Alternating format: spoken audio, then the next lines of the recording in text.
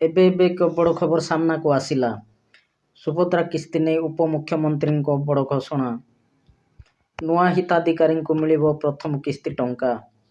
ସୂଚନା ଅନୁଯାୟୀ ସୁଭଦ୍ରା ଯୋଜନାକୁ ନେଇ ଆସିଲା ବଡ଼ ଅପଡେଟ୍। ନୂଆ ହିତାଧିକାରୀଙ୍କୁ ମିଳିବ ପ୍ରଥମ କିସ୍ତି। ଆସନ୍ତା 18 ତାରିଖ ସୁଦ୍ଧା ବ୍ୟାଙ୍କ ଖାତାକୁ ଯିବ ସୁଭଦ୍ରା ଟଙ୍କା। ଏନେଇ ସୂଚନା ଦେଲେ ଉପମୁଖ୍ୟମନ୍ତ୍ରୀ ପ୍ରଭାତୀ ପରିଡ଼ା।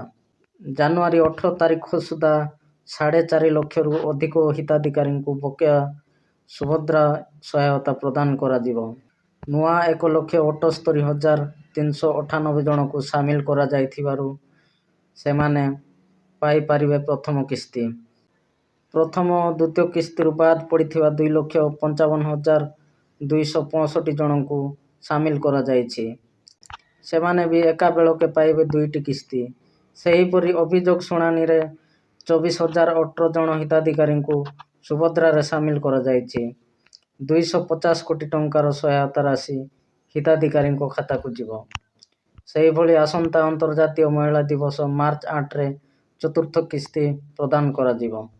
ତ ଫ୍ରେଣ୍ଡସ୍, ଏପର୍ଯ୍ୟନ୍ତ ଯଦି ଆପଣଙ୍କ ବ୍ୟାଙ୍କ ଖାତା ସହ ଡିବିଟି ଆକ୍ଟିଭ୍ କରିନାହାନ୍ତି ତ ଯଥାଶୀଘ୍ର ନିଜ ନିଜର ବ୍ୟାଙ୍କରେ ଯାଇ ଡିବିଟି ଏନାବ୍ଲେ କରାଇ ନିଅନ୍ତୁ।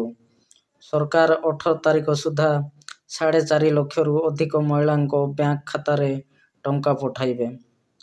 ଆଉ ଯଦି ବ୍ୟାଙ୍କରେ ଡିବିଟି ଆକ୍ଟିଭ୍ କରିପାରୁନାହାନ୍ତି, ବାରମ୍ବାର ଦୌଡ଼ିବା ପରେ ବି ହେଇପାରୁନି, ତାହେଲେ ଏୟାରଟେଲ୍ ପେମେଣ୍ଟ ବ୍ୟାଙ୍କ ହେଉ ବା ପୋଷ୍ଟାଲ ଖାତା ନିଜ ନିଜ ଗାଁରେ ଖୋଲି ଦିଅନ୍ତୁ।